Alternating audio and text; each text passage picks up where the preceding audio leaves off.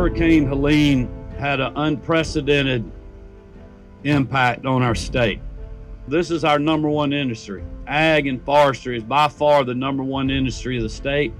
Every part of that industry has been affected in this storm, which in some ways is a lot different than even Hurricane Michael, and it's certainly much more widespread. It's simple. It is catastrophic, widespread damage that has impacted every small town and every rural community in the hurricane's path.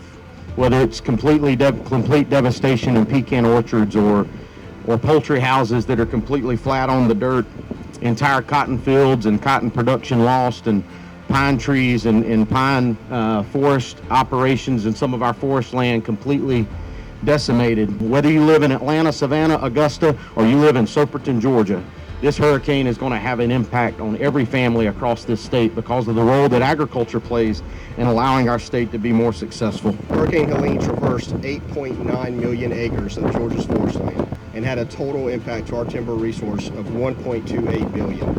The detriment that Hurricane Helene caused to our private forest landowners is really, it seems insurmountable, and it's going to be years worth of cleanup. Georgia, and especially in this southeast corner, is considered the wood basket of the world. That just took a significant hit in Georgia.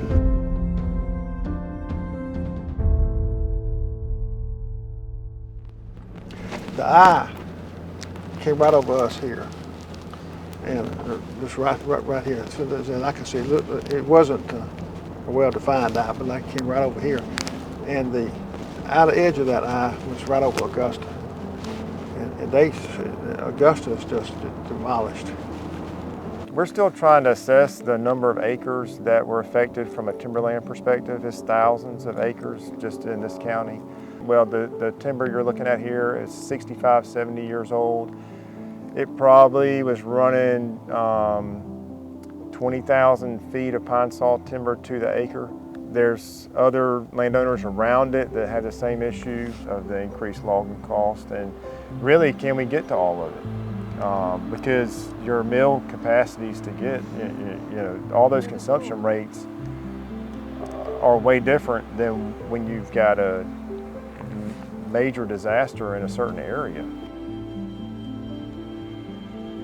This Hurricane Helene has had the most destruction of any hurricane that we've had in decades, maybe ever. In this area, timber is, especially east of Valdosta, the primary business. Very little agriculture east of Valdosta. Pulp and paper mills, pellet mills, sawmills. It's timberland, and timber production is critical to this community in South Georgia. This particular tract probably has 50% damage or more in the mature timber stands. Overall, you're looking at a loss.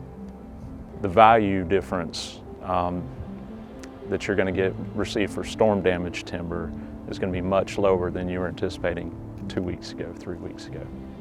Our best guess is we've got probably between 50 and 60% of this timber is on the ground. Everybody went to bed that night thinking, oh, we're going to get a little bit of rain, a good bit of rain and maybe some wind, but nobody expected, what we got.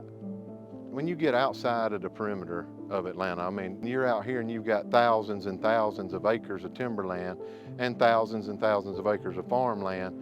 You take it for granted until you wake up one day and you've had 110 mile-an-hour winds and every third or fourth tree you're looking at is on the ground. To see what the trees look like and what the pine plantations look like and how bad the wind had damaged them, and knowing what that was going to mean. I know that it's a tremendous loss. This kind of devastation happened, and then you clear cut it at a much reduced rate, and then by the time you plant it back, you haven't gotten anything, and then you're expected to grow it again for another 20 years and pay taxes for another 20 years. You look at timberland owners and what we contribute. I mean, 144,000 Georgians are employed in the timber industry, but even you look in these rural communities through the tax digest and educating our children in our school systems. It's got a big impact besides just how it affects me and my family, but how it affects the overall community, this is a generational loss. That's one thing that I hope people understand. It is a generational loss. You know, when you lose something like this that you've been growing for 20 years, they say a generation's 20 years, right? It's a generational loss, and we're not going to get over it immediately. I think we have to realize just how important the forestry industry is as a whole of the country, and I think that, you know, folks, we've got to do what we can as a state and nation to help people get back on their feet. We've got to keep our farmers and our foresters in business so that they can continue to provide the food and fiber that we've got to have as a country to be able to sustain ourselves, you know.